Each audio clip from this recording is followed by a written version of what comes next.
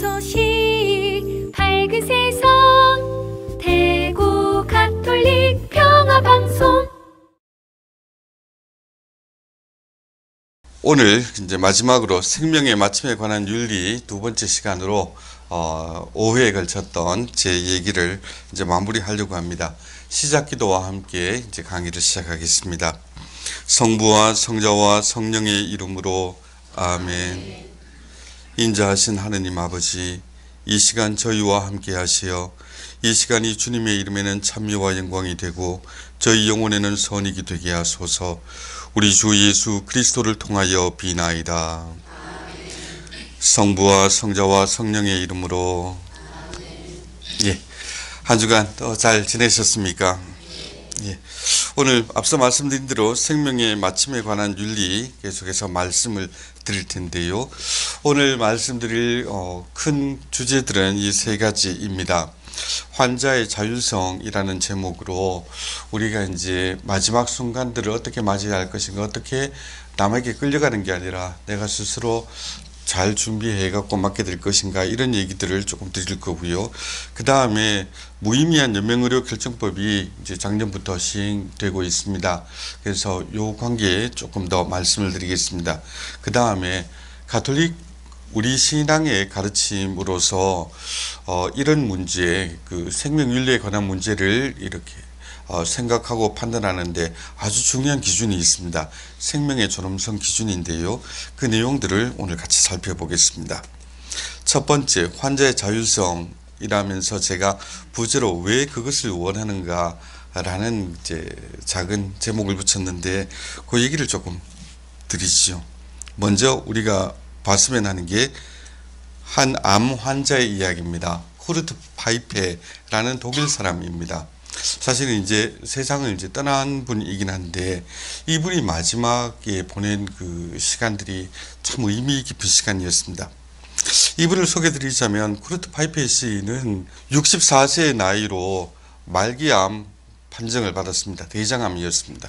그것도 한 번이 아니고 두 번째 그 대장암 판단을 받았는데요. 독일 사람들이 모든 사람들이 다 그런 건 아니겠지만은 대체로 가지고 있는 성격들이 이제 철두철미하고, 그죠?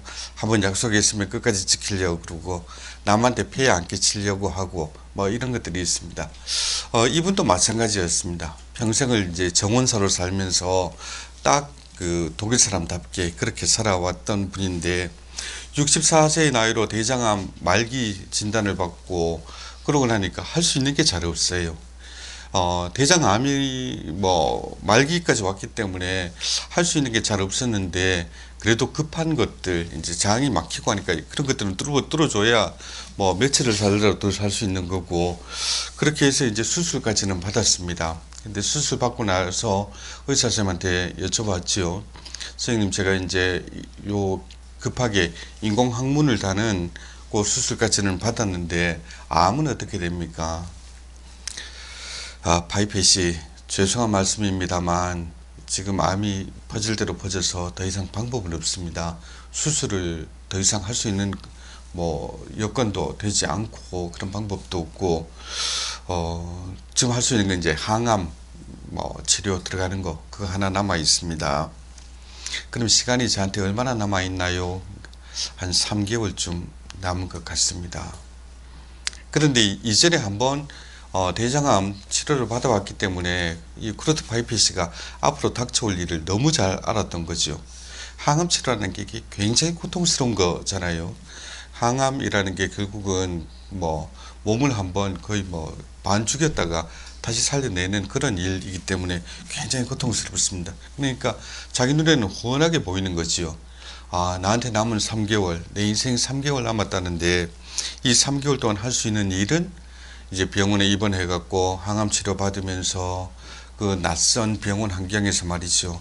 오만 관들, 이제 튜브들 주렁주렁 달고 그 스테인리스 의료기기들 챙챙거리는 그 소리 들어가면서 누워 있는 거, 이거밖에 남은 게 없다는 걸 이제 훤히 알았습니다. 그러니까 이분 안에서 마음의 소리가 이제 들리기 시작하는 거죠. 내 인생이 이제 3개월 남았다는데 내가 평생 갖고 왔던 내 집, 내 직장, 다 떠나갖고 병원에서 3개월 동안 그 항암제 맞고 뭐 방사선 치료하고 이러면서 고통 속에 몸부림치다가 그냥 끝나는 것인가, 내 인생이 이래 끝나기에 너무 허무하지 않은가, 이런 생각을 하게 됩니다. 그러면서 하나 결심을 하죠. 어차피 3달 남은 거 내 평생 해보고 싶던 일이나 한번 그 일 한번 해보고 내가 갈 때 가더라도 그렇게 해야 되겠다 결심을 합니다. 그 평생 하고 싶었던 게 뭔가 하면 로마까지 성지순례를 한번 가는 거였어요. 우리는 이제 성지순례 그러면 버스도 타고 가고 뭐 비행기 타고 가고도 생각합니다만, 원래 성지순례라는 것은 걸어서 가는 것이죠. 그래서 그 어려움들을 몸으로 겪으면서 가는 거였습니다. 그런데 이 사람, 이 파이페 씨의 집이 독일하고 또 이제 중부니까 로마까지 가는 길이 엄청나게 멉니다. 3,360km입니다. 이걸 이제 장수술 받고 3주 후에 인공항문단, 이 사람이 이제 걷기로 결심을 한 거죠. 사방에서 안 말리겠습니까? 미친 짓이다. 지금 당신 길 가다가 쓰러지면 어떡할 것이냐. 그런데 이분 생각에는 그런 거예요. 내가 길을 가다가 죽으나 그냥 있다가 죽으나 죽는 거는 매한가지인데 그래도 하고 싶은 거 한번 해보고 죽는 게 안 좋은가.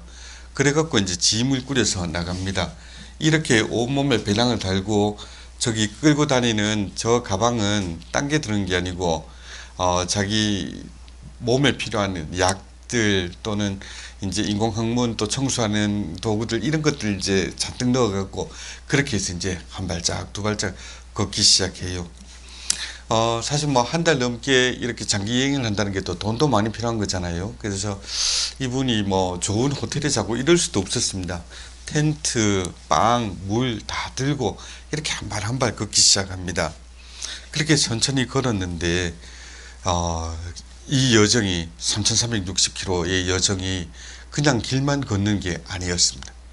이렇게 걷다 보니까 쿠르트 바이페 씨가 자기 삶을 다시 돌아보게 되고 자기를 찾는 새로운 경험을 하게 됩니다. 평생 남한테 신세 안 지려고 애를 쓰고 칼같이 정확하게 모든 것을 하려고 애쓰고 그렇게 이제 방어적으로 살았다면 이 길을 걸어보니까 자기 마음대로 안 되는 게 너무 많거든요. 처음에는 이렇게 길 가는 걸 보고 사람들이 어떤 사유로 지금 뭐 어디로 가고 있느냐 할 때 내가 암 환자인데 시간이 얼마밖에 없어서 평생 하고 싶었던 로마까지 가는 그 길을 걷고 있다 이렇게 얘기하니까 뭐 빵도 주고 과일도 주고 하는데 처음에는 그 남한테 패기친다 싶어서 안 받고 뭐 돈으로 갚아주려고 그렇게 했답니다. 그런데 가다 보니까 그게 그렇게 마음대로 안 됩니다. 독일에서 로마까지 걸어가려면 중간에 큰 거 하나를 넘어야 되죠. 알프스 산맥을 걸어서 넘어야 됩니다. 3,000m가 넘는 그 산들을 이제 걸어서 넘고 하는데 그 아무래도 고산지대니까 날씨가 왔다 갔다 합니다. 하루에도 몇 번씩 비가 왔다가 가고 폭풍우가 치기도 하고 그런 데서 이제 다 젖은 텐트 하나 갖고 버티기는 역부족이고 그러니까 이제 다른 집들 문을 두드리죠. 제가 이렇게 해서 길을 가고 있는 쿠르트 바이페라고 하는 사람입니다. 지금 산에서 이렇게 태풍을 만나갖고 도저히 그냥은 텐트를 못 치겠으니까 혹시 죄송합니다만은 허락해 주신다면 제가 당신 집 처마 밑에다가 텐트를 좀 치겠습니다. 하룻밤만 묵고 가겠습니다. 그렇게 해도 되겠습니까? 이렇게 묻는데요. 거기에 그렇게 하라고 허락하는 사람이 없었습니다. 야박하게 거절한 게 아니고요. 그 얘기를 듣고 사람들이 다 자기 집 문을 열어줍니다. 이 폭풍우 속에 무슨 텐트란 말이냐 그러지 말고 집으로 들어오셔갖고 따뜻한 국도 좀 드시고 고기도 좀 드시고 힘내서 가시라고. 우리 아들이 지금 대학 가느라 도시에 나가서 그 방이 비었으니까 오늘은 그 방에서 자고 거기서 샤워하고 이제 뜨신 밥 먹고 그럼 내일 길 가시라. 다들 그렇게 해줍니다. 그런 일들을 계속 겪으면서 이 바이페 씨가 인생에 대해서 새로운 눈을 뜨죠. 64세의 나이로. 나는 평생 남한테 피해 안 끼치고 뭐 칼같이 모든 걸 다 이뤄내고 약속 딱딱 지키고 이게 올바른 삶이라고 생각을 해 왔는데 그게 아니었구나. 인생이라는 게 남한테 거저 받기도 하고 내가 남한테 베풀었다가 보답을 못 받기도 하고 뭐 그러면서도 내가 남의 뜻도 내어주기도 하고, 이렇게 삶이란 것은 그냥 서로 내어주는 이런 선물로 이루어져 있구나 하는 것을 깊이 느낍니다. 그래서 자기의 삶, 얼마 남지 않은 삶이지만 참으로 감사한 마음으로 참으로 내가 많은 것을 받았구나 생각하면서 길을 걸어가죠. 그렇게 해서 로마에 도착한 게 166일째였습니다. 대단하지요. 그냥 병원에 있었으면 3개월 동안 병상에서 뒤척거리다가 결국은 뭐 마지막을 맞았을 텐데, 내가 해보고 싶은 거 하겠다고 그 성지순례 길을 걷기 시작하니까 걸어서 간 게 166일이었습니다. 3개월이면 90일이지 않습니까? 근데 걸어간 게 벌써 166일을 걸었어요. 그래서 평생 하고 싶었던 로마까지 가는 성지순례를 완성을 합니다. 라테라노 대성당 앞에 순례자 동상이 있거든요. 그 앞에서 자기 일정을 딱 마치고 그 일정 전체를 돌이켜보면서 내 인생이 평생 남한테 많은 것들을 받아온 참 감사스러운 선물이었다는 것을 확인을 하고 그 기쁜 마음으로 이제 순례를 마치게 됩니다. 그리고 난 다음에 목표가 생겼어요. 내가 살면서 이렇게 좋은 것을 깨달아 알았는데 이것을 다른 사람한테도 알려주고 싶다. 내 가족한테도 내가 생각했던 것들을 알려주고 싶다. 그래서 책을 쓰기 시작합니다.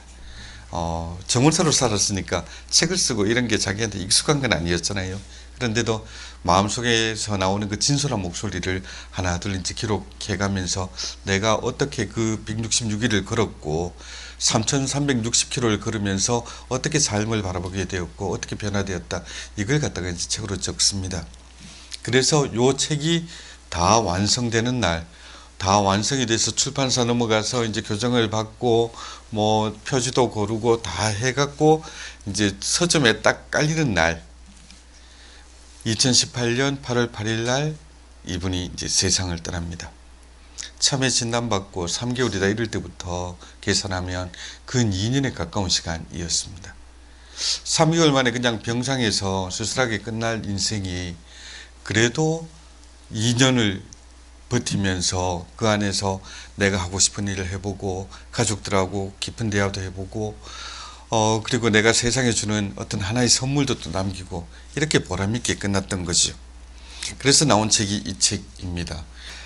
천천히 걸어 희망으로 라는 이름으로 우리말로도 번역되어 있습니다. 혹시 가족들 중에 이제 암으로 투병 중인 분이 계시다면 한 번쯤은 꼭 읽어볼 만한 책이라 생각합니다. 그래서 이런 그 경우들을 보면서 저는 두 가지를 같이 한번 생각해 봤으면 하는데요. 첫째는 희망이라는 겁니다. 제가 그 학교에서 우리 학생들, 의과대 학생들, 미래 의사들을 가르치면서 희망에 대해서 얘기를 하는데, 의사는 마지막까지 환자에게 희망을 불러일으킬 수 있어야 된다 라고들 하지 않습니까? 그런데 말기암 환자한테 무슨 희망을 주겠습니까? 의사가 거짓말을 해서는 안 되는 거거든요. 안 되는 걸 갖고 된다, 이 약만 먹으면 어떻게 될 것이다, 이 수술만 받으면 좋아질 것이다, 거짓말로 해갖고 희망을 불러일으킬 수는 없어요. 그게 희망이 안 됩니다, 사실은. 그죠? 나는 지금 누구나 느끼잖아요. 이제 어떤 상태에 있다는 것을 느끼고 여태까지 진행해 왔던 걸 보면 어떤 게 남아있다는 것을 알 수가 있는데, 의사 선생님 자꾸 이 수술만 받으면 좋아집니다. 좋아지기는요. 그래 안 되거든요. 그러면은 의사는 어떤 식으로 어떤 희망을 얘기를 할 것인가, 이게 문제인 겁니다. 그래서 우리 학생들한테 물어봐요. 말기암 환자한테 여러분은 어떤 희망을 줄 수 있습니까? 학생들은 대답하기 좀 힘들어 합니다. 그런데 우리는 이제 분명히 대답은 할 수 있습니다. 어떤 희망을 줄 수 있는가? 지금 남은 시간이 얼마 남지 않았다 해도 그 남은 삶이 충분히 행복하고 의미 있을 수 있다는 희망을 일단은 줄 수 있는 겁니다. 천주교 신자들은 그 다음 다른 희망이 또 있습니다. 부활의 희망을 얘기할 수 있는데, 뭐 저희 고대학생들이 다 가톨릭 신자는 아니니까, 그죠? 또 환자들이 다 가톨릭 신자는 아니니까 거기까지 안 나가더라도 적어도 줄 수 있는 희망이 이게 있는 겁니다. 남은 시간이 얼마라 하더라도 그것이 충분히 의미 있고 행복한 삶일 수 있다는 것, 이걸 갖다가 불러 넣어 줄 수 있는 거죠. 그리고 이걸 가능하게 하는 것은 환자의 자율성, 이걸 보장하는 데서 이게 가능해집니다. 무슨 말인고 하니 이제 나에게 남은 시간, 얼마 안 되는 시간들을 어떻게 잘 마무리하고 어떻게 그 안에서 행복해질 수 있느냐, 이걸 생각할 때 그것을 내가 스스로 결정하고 판단하고 그 방법들을 찾고 이렇게 하는 것이어야 되지, 남들이 그냥 나를 그냥 병원에 몰아넣고 거기서 뭐 주렁주렁 관 달아놓고 그런 방식에서는 안 된다 하는 겁니다. 그래 갖고는 좀 힘든 거죠. 자기 삶의 의미를 찾는 게 힘들 수밖에 없습니다. 내가 남은 기간들을 어떻게 보람있게 쓰겠다, 이 안에서 내가 어떻게 사람들을 만나겠다, 이런 것들을 스스로 결정하고 할 수 있어야 이제 행복할 수 있는 것이고요. 그런 면에서 이제 희망을 준다는 것은 사람이 어떤 환경에 있든지 행복할 수 있고, 비록 암 환자라 해도 행복한 삶을 살 수 있는 것이고, 그리고 이 행복한 삶을 통해서 마지막 순간까지도 나는 하느님이 주신 소명을 충실히 살아낼 수 있다는, 이게 이제 희망의 핵심 내용이 아닌가 싶습니다. 그런데 이 문제를 놓고 생각해 볼 또 다른 것은, 이 희망이 오늘날 변질되고 있지 않은가 하는 거든요. 최근에 이제 웰다잉 이런 말들이 여러 군데서 나옵니다. 그런데 웰다잉이라고 얘기 나오는 것들을 이렇게 보면 굉장히 필요한 얘기들이고 좋은 얘기도 많습니다만, 한편으로 우려가 되는 부분도 있습니다. 뭔가 하면 자꾸 웰다잉 하면서 그 내용이 뭔가 하면 남한테 패기치지 마라, 이런 거에 주로 되지요. 자식들한테 어떻게 하면 뭐 부담을 안 줄 것인가, 사회에 어떻게 하면 폐를 안 끼칠 것인가. 그런데 한편으로 한번 생각을 해 보세요. 나한테 지금 남은 게 몇 달이 남았다, 뭐 몇 년이 남았다. 그러면은 이제 죽음이라는 내가 생전 처음 겪어보는 두렵고 낯선 현실을 준비하는 입장에서 내가 내 코 풀기도 지금 힘들단 말입니다. 그런데 내가 왜 마지막 순간까지 남한테 패기칠까봐 두려워하면서, 남한테 패기치면 안 된다는 소리 들어가면서 그렇게 있어야 되는가요? 왜 등 떠밀리듯이 이제 더 이상 뭐 우리한테 부담이 되지 말고 이제 좀 떠나줬으면, 왜 그런 눈치 속에 시간을 보내야 되는 겁니까? 그거 안 맞다 싶거든요. 그래서 이제 웰다잉 얘기하고 뭐 연명의료 중단하겠다는 사전 의향서 쓰는 뭐 이런 교육들도 요즘 좀 있고 한데, 이런 데서도 자꾸 얘기하는 게 그 환자가 원하는 대로 뭐 생명을 끝낼 수 있어야 되지 않느냐, 뭐 이런 얘기들을 하는데, 왜 그런가? 왜 환자가 그런 생각을 하게 됐는가? 왜 환자가 죽음을 원하게 됐느냐? 이런 얘기들은 영 하지를 않는 것 같아요. 그러니까 자꾸 등 떠미는 것 같은 겁니다. 자꾸 당신이 이 세상에 살면서 살수록 우리한테 짐이 되니까 좀 빨리 떠나주시오, 이렇게 얘기하는 것처럼 분위기가 흘러서 저는 그 점이 몹시 이제 걱정스럽고 우려스럽습니다. 사람들이 이제 그런 얘기들을 하는 것, 그 저변에는 경제 논리가 사실은 깔려 있죠. 자꾸 이제 돈 들어가니까 이제 좀 힘들다, 부담스럽다, 이런 얘기들죠. 그런데 그 돈이라는 게 그렇지 않습니까? 결국은 사람이 있고 돈이 있는 것이지, 사람이 행복하게 살려고 돈이 필요한 것이지, 돈 때문에 사람이 죽어야 되는 것은 아니거든요. 그러면서 이제 우리 사회에서 지금 이제 연명의료 결정법이 도입이 되고 하는 과정에 이제 죽음에 대해서 여러 가지 얘기들이 있는데, 그 내용들을 소개하면 주로 이런 것들입니다. 먼저 이제 죽음의 실태들, 우리가 이제 이 점에서 굉장히 좀 후진적인 면을 갖고 있었습니다. 2010년에 처음으로 나온 죽음의 질 그 지수라는 게 있습니다. 영국의 그 이코노미스트라는 그 언론 회사에서 이걸 통계들을 이제 잡아내고 하는데요. 2010년 조사에서는 우리나라의 죽음의 질이 조사 대상 국가 40개 중에서 32위였습니다. 아주 하위권이죠. 우리 뒤에 어느 나라가 있는가 하면 우간다가 있었습니다. 왜 우리나라 사람들의 의료의 그 죽음의 질이 떨어진다라고 봤는가 하면, CT나 MRI 같은 고가의 의료 장비와 항암제 사용이 너무 많다 하는 것. 사실은 이거 해봐야 아무 효과도 없는데, 더 나아지는 것도 없는데 자꾸 고가의 장비 쓰고 항암제 넣고 하면서 돈만 자꾸 나간다. 이 점을 이제 하나 지적을 했고요. 동시에 통증 관리에 필요한 마약성 진통제 사용은 외국의 10분의 1 수준이다. 그러니까 마지막 순간을 맞이하는 사람들에게 그 완화 의료라든가 통증을 경감시켜 주는 데는 많이 소홀했다. 이런 점에서 우리가 이제 32위였습니다. 이게 요즘 어떻게 변하고 있는가 하면 2015년에 같은 조사가 있었는데 여기서 우리나라가 이제 비약적으로 올라갑니다. 조사 대상 국가가 40개 국가에서 이제 80개국이 됐는데요. 80개 중에서 우리가 18위니까 결코 이제 낮지는 않은 수치까지 올라왔습니다.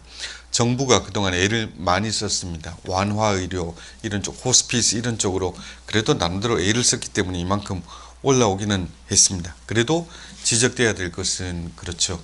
아직까지도 우리나라 병원들에서 너무 고가의 장비들이 들어와서 그것들이 너무 많이 쓰고 있다 하는 점, 이건 좀 지적이 돼야 되겠습니다. 사실 이제 간단한 걸로도 해결할 수 있는 거를 자꾸 이제 고가의 장비 경쟁이 붙고 어느 병원에 더 좋은 장비가 있다더라 그러면 또 그쪽으로 환자들이 가니까 또 그 병원마다 자꾸 고가의 장비를 도입하려고 애를 쓰고 비싼 기계를 들였으면 그러면 어떻게 해야 되겠습니까?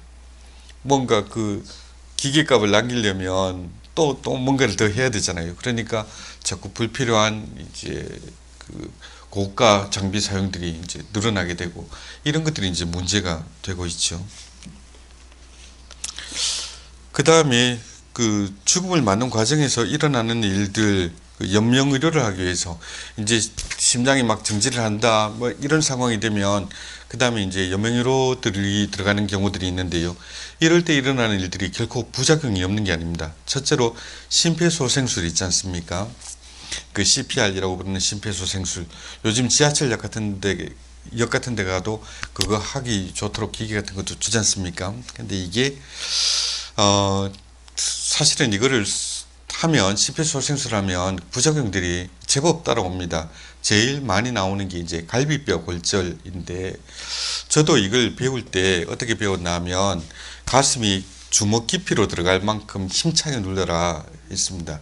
근데 이렇게 누르는 거를 CPR 보통 했다 하면 30분씩은 막 그냥 합니다. 근데 30분 동안 사람 몸을 혼자서 막 누르는 게 이게 쉬운 게 아니거든요. 그러니까 실제로 병원에서 이걸 할 때도 교대로 누군가 교대로 하고 하는데 교대로 한다는 것은 이제 다른 사람들이 하다 보면 그 서로 누르는 힘들이 다 다릅니다. 그죠? 그러다 보면 이제 충격이 세졌다 약해졌다 세졌다 약해졌다 이러다 보면 갈비뼈가 쉽게 부러집니다. 갈비뼈라는 게 사실 기침만 잘못해도 부러질 수 있을 만큼 약한 뼈기도 하고요. 그 다음에 이렇게 갈비뼈가 부러지다 보면 그 부러진 뼈 때문에 심장이나 폐가 상할 수도 있고 기흉이 올 수도 있습니다. 그 다음에 이제 호흡이 안 되면 이제 삽관을 하는데 기관삽관, 기도내 삽관이라 하죠. 기관지까지 이제 플라스틱 튜브를 넣어서 숨을 쉴 수 있도록 해주는 건데 이거 요즘은 이제 많이 줄었습니다. 요즘은 이제 삽관하는 그 기구 앞에 소형 카메라를 달아갖고 눈으로 보면서 기관지까지 들어갈 수가 있어서 요즘은 많이 이제 줄었는데 불과 뭐 작년 재작년만 해도 이제 그런 기계들이 많이 없을 때는 이걸 갖다가 의사가 이제 감으로 안으로 찔러내야 돼요. 목으로 이제 튜브를 넣다 보면 이게 식도로 들어갈 수도 있고 기관지로 들어갈 수도 있지 않습니까? 그걸 감으로 찾아서 넣어야 되는데 입을 벌리고 그 기계를 넣는 과정에서 이를 갖다가 뭐 잃어버린다든가 그죠? 이가 부러진다든가 아니면 성대에 상처를 입는다든가 이런 경우들이 있었습니다. 이게 뭐 제법 많이 나는 이제 부작용이었고요. 또 그런 심각한 부작용이 없다 하더라도 일단은 목 안으로 이제 관을 넣어놨으니까 말을 더 이상 할 수 없지요. 그래서 이분이 일단은 이렇게 인공호흡으로 전환되고 나면 말을 못하니까는 자기에게 남은 시간을 의미있게 쓰기가 참 힘듭니다. 그래도 의미있게 쓴다는 거는 가족들하고 뭐 고맙다 미안하다 말이라도 좀 해야 되는데 말을 못하니까 어렵지요. 그 다음에 이게 오래되면 이 튜브가 이제 목에 이제 들어붙을 수가 있어서 결국은 밑을 이제 목 밑을 열어야 됩니다. 기관 전기줄로 이제 전환되는 어려움이 있고요. 제세동기 같은 경우에도 지하철역에서도 보는 그 제세동기 같은 경우에도 그 전기 충격 때문에 피부에 화상이 오거나 안전사고가 날 위험들이 있습니다. 그리고 인공호흡기를 부착하면 인공호흡기를 달아놓으면은 이게 목간에 그렇잖아요. 우리가 목간에 그 가시가 하나 박혀도 그렇게 불편하고 힘들고 먼지 하나 잘못 들어도 계속 하는데 목에다 플라스틱 튜브가 들어와 있으니까 이게 얼마나 힘들겠어요. 그러니까 병원에서 이제 거기까지 오면 계속 약을 줘서 재웁니다. 아무것도 못하고 이제 잠만 자는 거지요. 이런 일들을 거쳐서 이제 연명의료로 넘어가는데 이렇게 되니까 무의미한 연명의료로 인해서 그러니까 더 이상 호전도 되지 않는 환자한테 이런 것들을 해놓고 나니까 그 다음에 이게 부담으로 오는 겁니다. 어떤 부담인가 하면 제일 큰 게 이런 경제적인 부담이죠. 그래서 2010년 기준으로 말기암 사망자의 임종 전 의료비를 보니까 6개월 전에 조만큼 쓰던 게 5개월 전, 4개월 전, 3개월 전, 2개월 전, 1개월 전 해서 거기 거의 6개월 전에 비교하면 사망 1개월 전에 쓰는 의료비가 거의 그죠 4배 가까이 이렇게 올라가 버립니다. 이렇게 되니까는 우리가 이걸 줄여보자 하는 사회적인 그 여론들이 있게 됩니다. 근데 말을 이렇게 점잖게 해서 경제적인 이유다 뭐 이렇게 얘기를 하지만 좀 쉽게 얘기하면 뭡니까? 돈 많이 들어간다는 거잖아요. 돈 많이 들어가니까 우리가 이걸 꼭 해야 되겠느냐 자꾸 이런 얘기들이 나오는 겁니다. 그래서 인생의 마지막까지 어떻게 의미 있고 행복하게 사느냐 이런 그 원리의 관점이나 그 본질에서 벗어나서 자꾸 우리 사회가 돈 얘기하면서 이제 좀 떠나줬으면 이런 식의 눈치 주기로 얘기들을 끌어가는 게 아닌가 하는 우려가 있는 겁니다. 그런 와중에 무의미한 연명의료 결정법이 이제 시행되는데요. 연명의료란 것이 무엇인가 하면 법적으로는 임종 과정에 있는 환자에게 하는 심폐소생술이나 혈액투석, 항암제 투여, 인공호흡기 착용 또 그 밖에 대통령령으로 정하는 의학적 시술로서 치료 효과 없이 임종 과정의 기간만을 연장하는 것 이럽니다.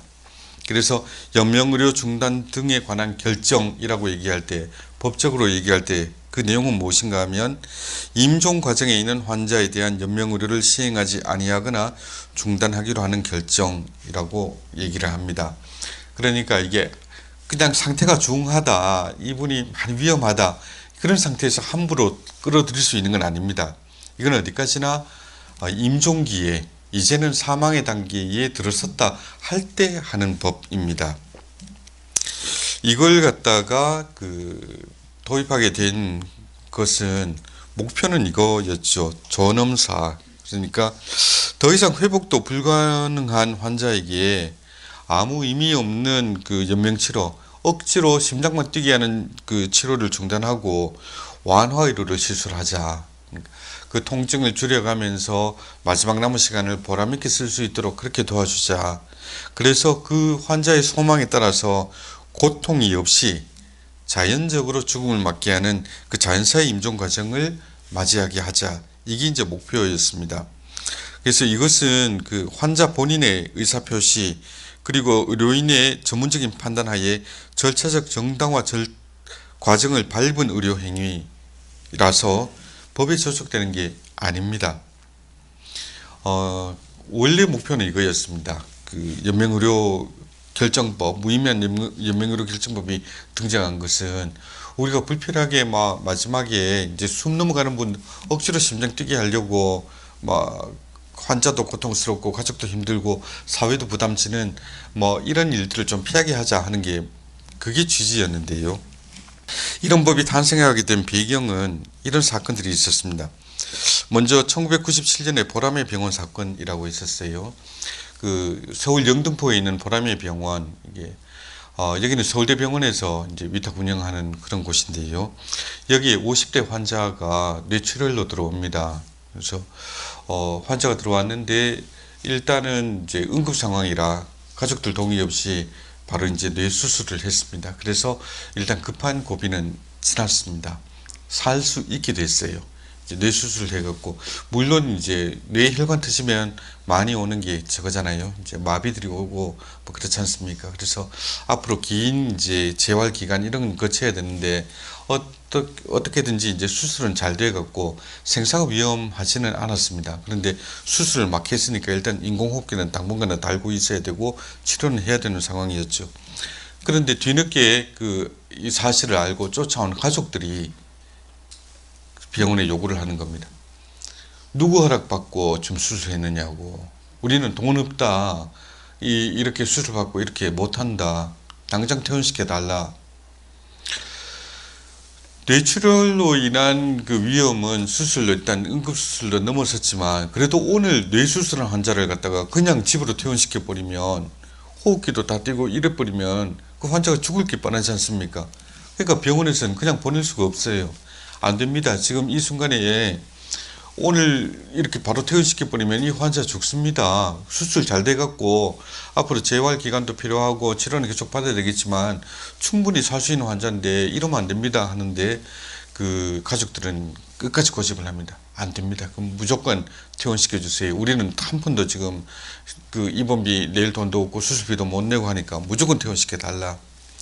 그러니까 병원에서는 어떤 방법을 썼나 하면, 정의 가족이 데리고 가겠다면 우리도 끝까지 뭐 수갑 채워서 묶어 놓을 수도 없는 거고 하니까 퇴원을 시켜드리겠습니다. 근데 그 전에 각서를 써주세요. 이렇게 퇴원시켜서 환자가 죽는다 해도 책임 묻지 않겠다는 각서를 하나 쓰고 그래 가십시오. 가족들이 각서를 썼습니다. 그러고 나니까 병원에서는 인턴 의사를 하나 붙여갖고 집에까지 모시다 드립니다. 집에 도착해갖고 거기서 이제 호흡기를 띄고 이제 돌아왔는데, 호흡기 띄고 5분 만에 이제 이분이 이제 돌아가셨어요. 그냥 그렇게 이제 끝날 수 있는 사건이었는데, 그 환자 가족들이 사실은 그 경제적으로 되게 어려운 집이었습니다. 집에서 그렇게 돌아가셨는데 장례를 치르려니까 장례비가 부담이 되는 거예요. 그때 하나 들은 게 있었습니다. 이게 집에서 그냥 돌아가시면 가족들이 장례를 치러야 되는데 경찰서에 이걸 변사로 신고하면 국가에서 장례비를 지원하는 게 있다더라. 그래갖고 이제 이걸 갖다가 경찰서에 신고를 합니다. 이래 돌아가셨다. 그러니까 경찰에서는 처음에 보기를 그런 거죠. 아니, 이 호흡기 띄면 사람이 죽는 줄 알면서도 의사가 그걸 띄다 그러면 이 살인 아니냐. 이래갖고 이제 살인죄로 죄를 묻게 됩니다.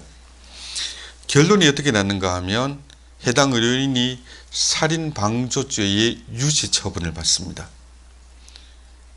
병원 측으로 봐서는, 또 의사로 봐서는 나름 최선을 다했는데 가족들이 하자는 대로 끝까지 우겨갖고 따라갔더니, 그래서 이제 호흡기를 뗐더니 갑자기 살인죄로 유죄 판결을 받아버린 거예요. 그러니까 그 다음부터 의사들, 병원들이 어떻게 하겠습니까? 이제는 어떻게든지 병원에서 오래 붙들고 있으려 하고 이 호흡기도 띄지를 못하는 거예요. 더 이상 갈 수 없을 때까지 계속해서 이제 식물인간 상태라 해도 계속해서 오래 가는 그거밖에 없는 겁니다. 그 잘못 띄뿌리면은 의사가 이제 처벌을 받으니까 방법이 없는 거예요. 이러니까 이제 가족들도 또 본인도 너무 괴로운 겁니다. 사실은 이미 세상을 떠나야 될 사람인데 억지로 약을 넣고 기계를 통해 갖고 심장만 뛰게 하고 있으니까 이게 못할 짓 아니냐, 이런 이제 여론이 생겨난 거죠. 그 다음에 2009년에 세브란스 병원에 김 할머니 사건이 있었습니다. 이 경우에도 더 이상 이제 돌이킬 수 없다, 이제 곧 사망하신다 이래 됐는데, 이렇게 해갖고 할머니를 갖다가 고생만 시켜서 되겠느냐, 이제 가시게 해야 되지 않느냐. 그래서 이걸 갖다가 병원하고 환자 가족들하고 의논을 해보니까 병원에서는 이제 겁이 나지요. 이 잘못 뛰다가 또 우리가 이거 법정에 가야 될 판이니까. 그래서 미리 법원에다가 판단을 구합니다. 우리가 이걸 해도 되느냐. 그러니까 이제 법원에서 판단을 해줍니다. 이런 경우에는 이제 떼도 됩니다. 그래서 연명치료 중단도 가능하다 하는 첫 번째 판결이 나오게 됐고, 이거를 이제 기회로 해갖고 그렇다면 우리가 전체적인 법 절차 자체를 한번 싹 정비를 해보자, 이렇게 되는데요. 그래서 도입되게 된 법이 무의미한 연명의료 결정법이 되겠습니다. 이걸 그냥 막 하는 건 아닙니다. 그냥 가족들이 보기에 아이고 우리 아버지 지금 너무 힘들어 보이시는데 그냥 떠나시게 호흡기 떼주세요. 그냥 그래 갖고 할 수 있는 건 아닙니다. 먼저 대상이 되는 환자를 의료진들이 전문적으로 판단을 해야 됩니다. 아무나 그냥 호흡기 띄면 그거 죽으라는 얘기잖아요. 근데 그게 아니고 이분은 어떤 상황이라도 지금 어떤 뭐 약을 넣고 어떤 걸 하더라도 지금 이제 임종의 단계에 이미 들어섰다 이렇게 되는 그 판단이 먼저 있어야 되고요. 그 다음에 본인이 원하는가 이걸 제일 중요하게 이렇게 봐야 됩니다. 본인은 어떻게든지 이제 살고 싶어 하는데 그거를 가족들이 병원비 많이 나올 것 뛴다. 이것도 또 있어서 안 되는 일이지 않습니까? 가령 그 식물인간이라고 우리가 얘기를 하지만 그 단계에는 사실 여러 가지 이제 단계 있습니다. 제일 심한 단계가 이제 뇌사가 있고 뭐 식물인간 단계도 있고 뭐 그런데 가끔 그런 경우가 있습니다. 그 머리는 사실은 생각은 깨어 있는데 몸 전체는 아무 반응을 안 하는 그런 환자들이 있어요. 얼마 전에 이제 그 경우가 저희 병원에도 있어서 환자 가족이 얘기를 해왔습니다. 지금 저렇게 누워서 아무것도 못하고 눈조차 자기 힘으로 깜빡할 수 없는 저런 삶을 사느니 이제 가시는 게 안 좋은가, 호흡기를 떼달라 이런 이제 그 요구가 있었어요. 그래서 이걸 갖다가 윤리위원회에서 판단을 해갖고 연명의료 중단 요 케이스가 맞는가 이렇게 좀 판단을 해달라 하는 그 경우가 있었는데요. 사실은 이런 경우에도 그 환자들 자신은 죽음을 원하지 않은 경우들이 많습니다. 왜냐하면 그런 상황에조차도 본인은 행복감과 성취감을 느낄 수 있다는 그런 그 해외 논문들이 수두룩하게 있습니다. 그래서 제가 윤리위원회 갈 때 그 논문들을 쭉 이제 복사를 해갖고 쭉 돌렸어요. 아닙니다. 이게 의학적으로 지금 연명의료 결정법에 해당되는 환자도 아니고 이런 상황에 있다 해도 본인은 충분히 다른 방법으로 성취감과 행복감을 느낄 수 있기 때문에 환자 가족들이 그냥 밖에서 보는 거 이거 갖고 판단해서는 안 된다 이런 의견을 제출을 했었고 또 결정도 사실 그렇게 되었죠. 그래서 환자의 의사를 확인하는 게 굉장히 중요한 일입니다.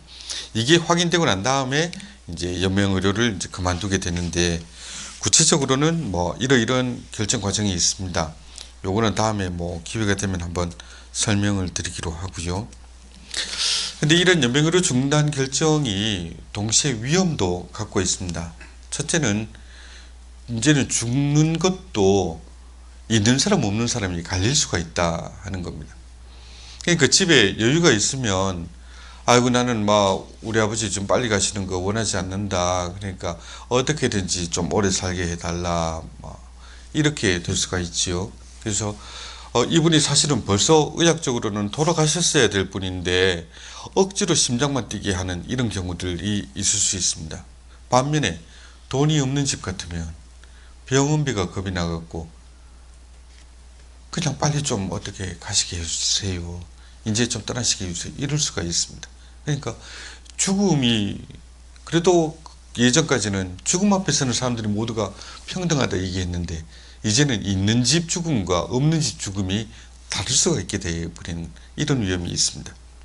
둘째로 환자 입장에서는 아이고 나는 살 만큼 살았다. 이제 난 이제 떠나고 싶다. 이렇게 얘기를 할 것 같은데 이게 또 다른 거거든요.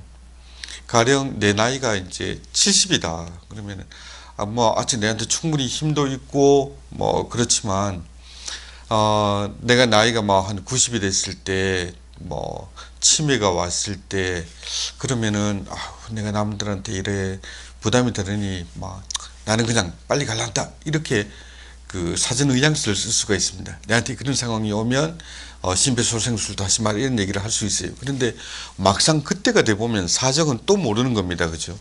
어떤 사정이 있을 수 있는가 하면 예를 들어서 이런 상황을 한번 생각해 볼까요? 나는 병원에 누워 있습니다. 벌써 6개월 이상 요양병원에 누워갖고 이제 내 힘으로 대소변을 가릴 수 없는 이런 상황에 묶여 있습니다. 아이고 이제 하나님이 나를 좀 안 들고 가시나 이런 생각이 한번 들 법도 한데, 그런데 우리 딸내미가 결혼을 한다, 아니면 손녀가 결혼을 한다, 그게 다음 주다, 이렇게 날이 잡혔다 생각을 해보면 어떻겠습니까? 내가 이렇게 있느니 빨리 떠나주는 게 좋겠다, 뭐 이렇게 생각할 분도 있겠지만 많은 경우에 그렇겠죠. 내가 비록 요양병원에 누워있는 처지일망정 결혼식장에 들어가는 내 딸내미, 내 손녀 딸내미가 고아로 거기 들어가고 만들고 싶지는 않다, 충분히 그럴 수 있거든요.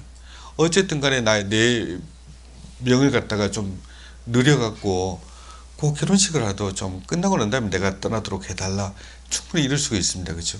그러니까 나이 70일 때는 나한테는 이런 거 하지 말라고 썼는데 나이가 뭐 80대고 보니까 상황이 또 바뀌어 있는 거예요. 그러면 어떻게 할 것인가? 70대에 썼던 그 문서 하나 보고 80대는 이 사람, 아니면 90대는 이 사람의 치료를 그냥 그만둬야 되는가? 이게 다른 문제거든요. 또 연명의료 중단 결정이 잘못하면 의료 행위를 왜곡하는 일이 될 수도 있습니다. 의사는 사람 살리는 사람이지 죽이는 사람이 아니잖아요. 살인 청부업자가 아닌 겁니다. 그냥 내 죽고 싶다고 선생님 저 빨리 죽게 독약 좀 주세요, 이럴 수는 없는 거거든요. 그리고 제일 큰 위험, 안락사와 혼동될 가능성이 있다는 것. 무의미한 연명의료를 그만둔다는 것은 내가 더 이상 돌이킬 수 없는 순간에 무리한 치료를 안 하겠다는 것이지, 내가 힘들다고 해서 빨리 죽게 해달라 이게 아닌 겁니다. 그죠? 이거 분명히 다른 내용이라서 이거 구분해야 되는데 이 경계가 무너질 수 있는 위험들이 있습니다. 그러면 안락사는 뭔가? 안락사는 이제 유타나시아라고 하는데요. 인간 생명이 불가역적인 죽음의 방향에서, 그러니까 돌이킬 수 없는 방향에서 인식되었을 때 이를 인위적으로 단축시켜 죽음에 이르게 하는 인간의 행위, 이렇게 정의를 할 수 있습니다.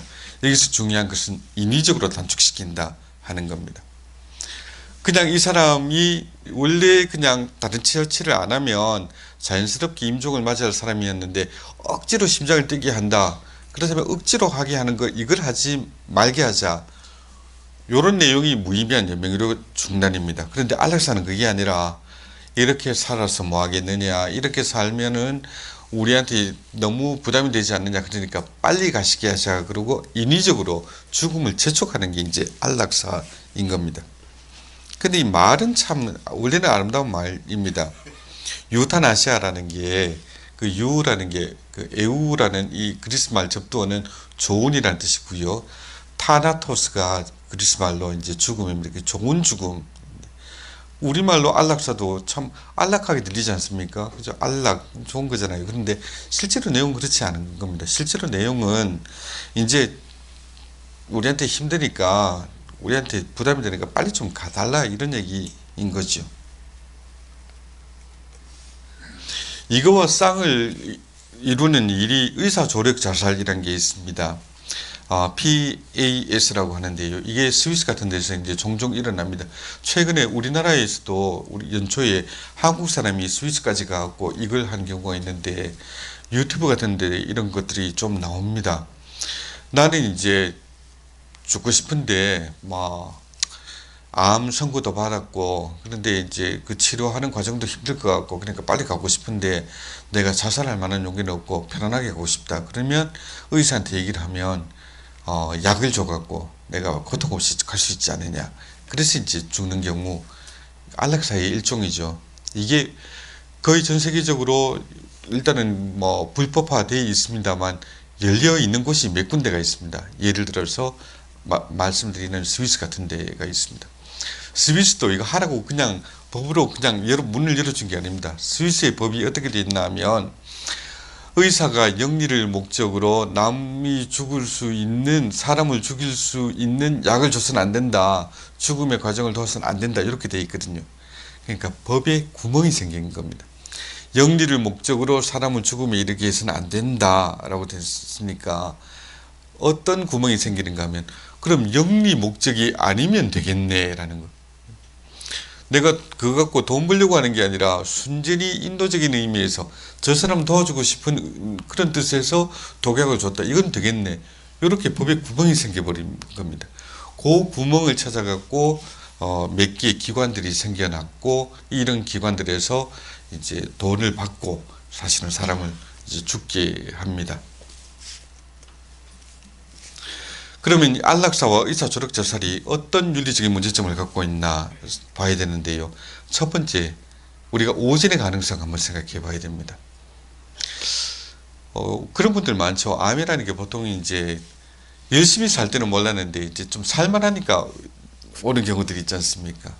그럴 수밖에 없는 게 내가 열심히 일해갖고 벌어갖고 집 장만하고 애들 가르치고 그 다음에 결혼시키고 이런 거를 갖다가 부모 내지는 어른의 도리라 생각하고 살았는데 그거 하느라 너무 바빠서 아파도 그냥 약국 가서 진통제 하나 먹고 때우는데 그런 일들을 다 끝내고 나니까 이제 집도 하나 생겼고 애들 결혼도 시켰고 공부 다 시켰고 이러고 나면 그때는 이제 여유가 생겨서 병원 가본단 말이죠.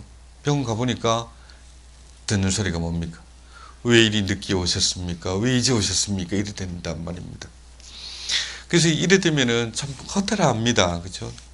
내 나이가 이제 겨우 60대인데 지금 내 인생에 딴 것도 못 해보고 나는 그동안 결혼해갖고 애들 키우고 집장만 하고 결혼시키고 이거 하나만 보고 이때까지 뛰어왔는데 암 소리 딱 듣고 나니까 막 기운이 쑥 빠지는 거죠. 그러다 보니까 아이고 내가 이래 살아서 뭐 하겠냐 막 너무 허무하다. 나는 그냥 빨리 가고 싶다. 이럴 수가 있습니다. 근데 만약에 그게 오진이면 어떻게 될까요? 병원에서 착각을 해서 딴 사람하고 차트가 바뀌었다든가 사진이 바뀌었다든가 아니면 의사가 잘못 판단을 했다든가 오진이면 이거 돌이킬 수가 없지 않습니까? 그죠? 내가 그 오진 듣고 난 다음에 나는 막 죽어야 되겠다 그러고 자살을 버렸다 그러면 돌이킬 수가 없게 되는 거죠. 그 다음에 둘째로 많은 분들이 이제 이걸 겁내는데 아이고 내가 이제 암으로 얼마 남았다 소리를 듣는 순간에 그러면 내 평생 남은 시간이 전부 고통으로만 가득 찰 것인가 나는 그런 막 고통 속에 신음하고 몸부림치다가 그냥 가야 되는가 꼭 그렇지는 않습니다. 왜냐하면 갈수록 진통기술 마취기술이 발전하고 있기 때문에요. 진통제 그 다음에 뭐 좀 더 심하면 마약성 진통제 그게 안 되면 신경을 차단하는 신경차단술 이런 걸 통해서 그 통증을 상당히 억제를 할 수 있습니다. 그러면 우리가 뭘 얻을 수 있는가 하면 기회를 얻을 수가 있지요. 내가 평생 동안 말을 못 해왔는데 고맙다, 미안하다, 사랑한다 이런 말들을 내 가족들과 또 내 지인들과 함께 하면서 내 삶을 정리할 수 있는 기회를 얻을 수 있습니다. 그런데 우리가 이런 가능성이 있음에도 불구하고 안락사 이런 식으로 몰아붙이는 것은 좀 문제가 아닌가 하는 거죠. 그 다음에 환자 의사의 불명확성이라고 적었는데요. 무슨 내용인가 하니 아플 때는 그러잖아요. 고마 이래서 하느니 확 죽었으면 좋겠다 하는 거. 근데 우리가 죽고 싶을 때가 얼마나 많습니까? 그죠? 배불러 죽겠고요. 그죠? 기분도 좋아 죽을 때도 있고요. 그다음에 목말라 죽겠고요. 저는 졸려 죽겠고요. 뭐 수없이 많습니다. 근데 이 통증 속에 있을 때는 차라리 죽는 게 낫겠다 싶은데 진통제 한 방만 주면 그 고통만 벗어나면 인생에 또 다른 측면들이 눈에 보일 수가 있는데 환자가 그냥 아프다 죽고 싶다 한다고 해서 그걸 그대로 따라가셔야 되겠느냐 하는 얘기입니다. 그리고 가장 근본적인 문제 환자 이외의 사람들의 이해관계에 따라 생명의 가치를 경시할 수 있다. 자기 생명을 자기가 어떻게 할 수가 없다는 거, 그죠? 내가 살고 싶은데 억지로 등 떠밀려 갖고 죽음의 길을 가야 된다. 이게 너무나 큰 비극 아니냐는 거죠. 그러면서 이제 우리가 생각을 해봐야 됩니다. 왜 안락사 이런 얘기들이 생겨나게 됐던가 하는 그 시작부터 한번 돌아가 볼까요? 그 안락사라는 게 처음 도입된 게 히틀러 나치 시절이었습니다. 이 나치 시절에 처음으로 안락사라는 게 나왔는데요. 나치 정권이 들어서면서 우생학이라는 지금은 이제 폐기되는 학문을 굉장히 높이 올립니다. 이 우생학이라는 것은 인종 계량을 목적으로 인간 내 선발 육종을 찬성하는 이데올로기, 이렇게 정의를 할 수 있겠는데요. 뭔가 하니까 히틀러가 뭐 그랬지 않습니까? 게르만족 우수하다. 다른 열등한 민족들은 다 도태시키고 우수한 인종들만 살리자 하는 거. 그래서 그 나치가 갖고 있던 정책이 하나는 레벤스보른이라고 하는 살아있는 그 생명의 셈이라고 하는 정책이 있었습니다. 그 내용은 장애인들은 아예 결혼도 금지시키고 단종시키고 그 다음에 그 자기가 생각하는 이상적인 기르만의 모습에 부합하는 아이들, 예컨대 금발머리, 흰 피부에 눈이 파란 이런 애들을 자꾸 길러내자. 근데 그게 그런 애들이 다 저절로 나오는 건 아니거든요. 그러니까 강제로 이제 폴란드에서도 막 여인들을 갖다가 납치를 해다가 강제로 이제 애를 임신하게 하고 그래서 그 애를 낳자마자 뺏어와 갖고 이제 독일애로 키우고 이런 일들이 있었습니다. 그것과 함께 자기들이 보기에 살 가치가 없는 생명들을 제거한다. 이게 이제 나치의 방법이었는데 독일 말로 레벤스 운베르테스 레벤이라고 합니다. 더 이상 살 가치가 없는 생명. 누군가 하면 주로 선천적으로 장애를 갖고 태어난 사람들이죠.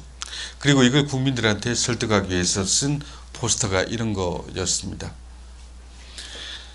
장애인 한 명 앉혀놓고 그 뒤에 한 사람 이렇게 서 있지요. 그러면서 6만이라는 글자가 포스터에 여러분 이제 보실 수 있을 겁니다.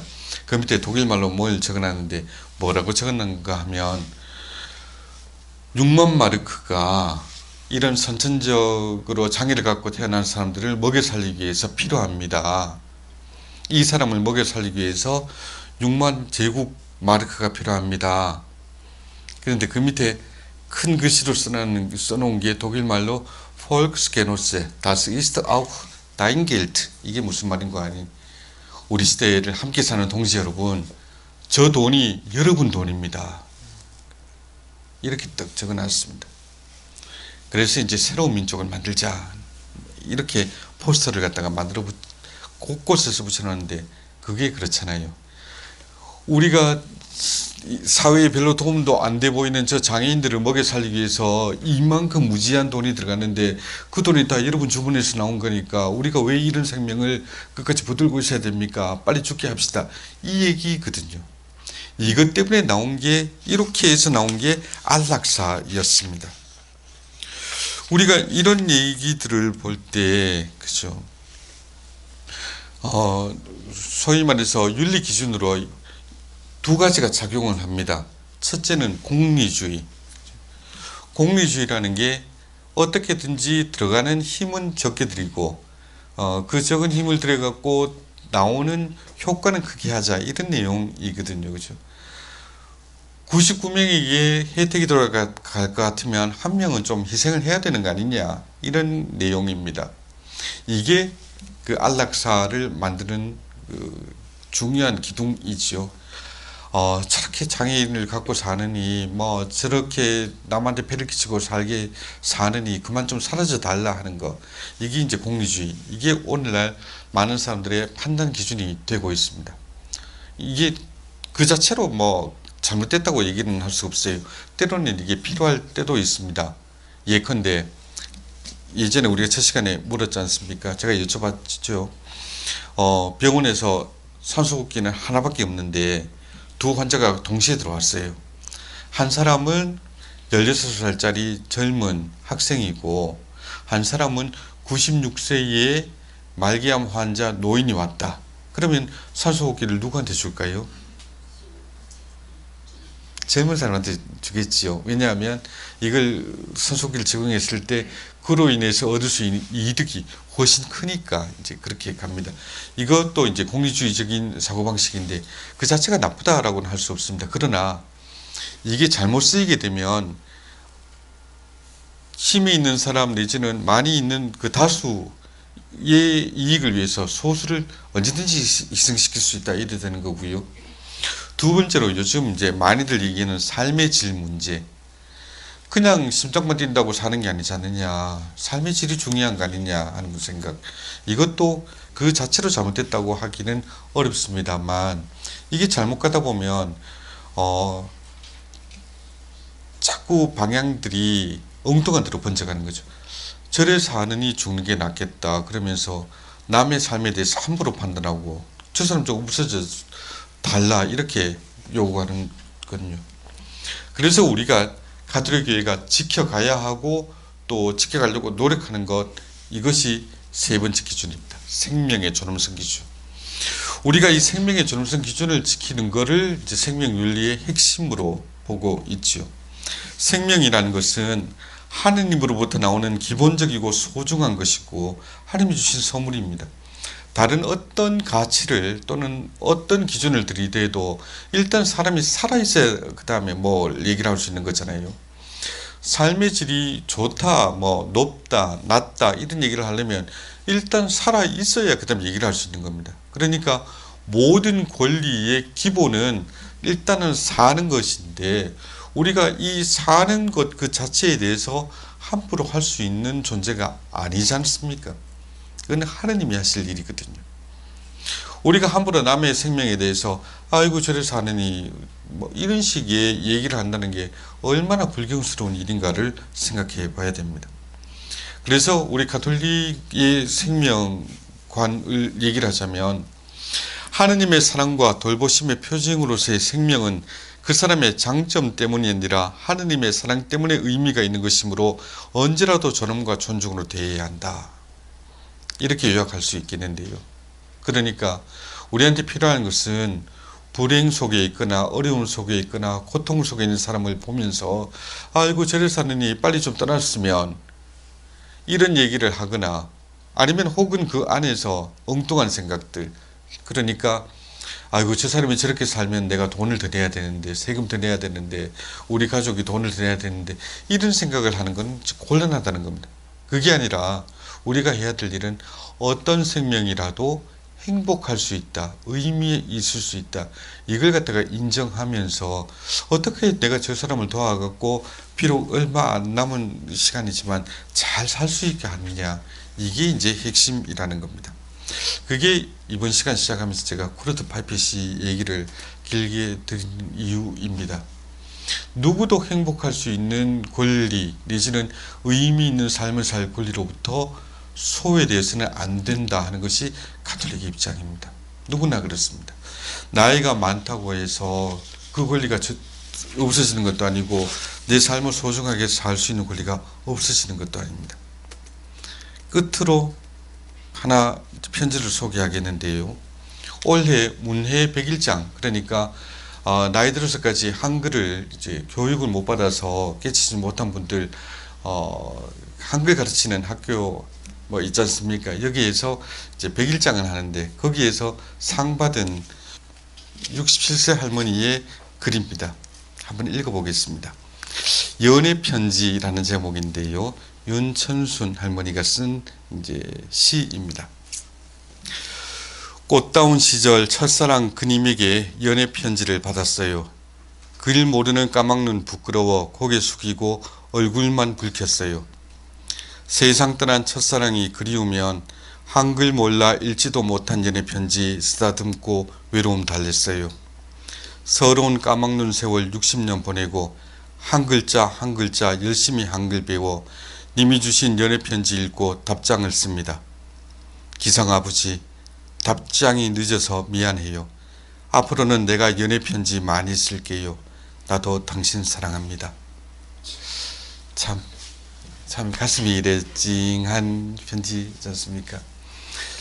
그 60이 넘도록 한글을 못 배우고 그래서 젊어서 연애 편지를 받았어도 그 글을 읽지도 못했고 근데 글을 못 읽는다 얘기하기가 너무 부끄러워서 혼자 마음속에만 갖고 있다가 나이 들어서 이제 연세 들어서 글을 배웠습니다. 그러면서 이제 연애 편지 이렇게 쓰는 거예요. 제가 이걸 보면서 그렇습니다. 이런 참 따뜻하고도 아름다운 마음들이 나이가 든다고 퇴색하는 것이 아니다 하는 거죠. 나이가 들어도 나도 사람을 사랑할 수 있고 나도 의미 있는 삶을 살 수 있고 나도 충분히 보람 있는 삶을 살 수 있고 이건 누구나 다 갖고 있는 거거든요. 우리가 이 권리들을 어떻게 지켜가느냐 이게 중요한 것이지 그냥 아이고 막 힘 있는 사람, 돈 있는 사람, 젊은 사람 기준으로 우리한테 폐되니까 좀 따라달라, 이거는 곤란하지 않겠느냐.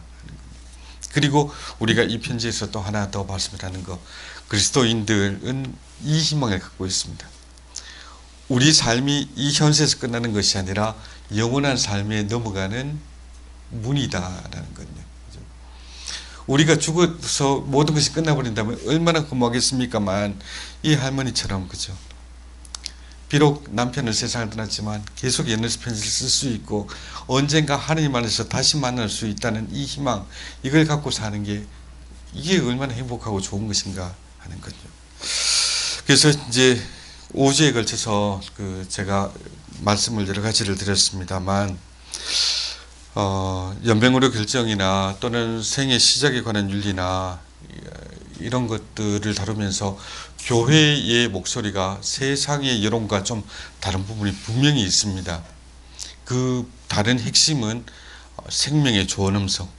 누구든지 존엄한 생명을 누릴 수 있고, 그 존엄한 생명이라는 것은 누구든지 행복하고 의미 있는 삶을 누릴 수 있는 권리를 갖고 있다는 뜻이다. 이 말씀을 드리고 싶습니다. 그리고 우리 가톨릭 신자들이 그런 존엄함을 세상 속에서 지켜나가는 하나님의 일꾼이 되기를 바라는 마음 간절합니다. 마침 기도와 영광송 함께 드리겠습니다. 성부와 성자와 성령의 이름으로 아멘. 영광이 성부와 성자와 성령께 처음과 같이 이제와 항상 영원히 아멘. 성부와 성자와 성령의 이름으로 아멘. 예, 감사합니다.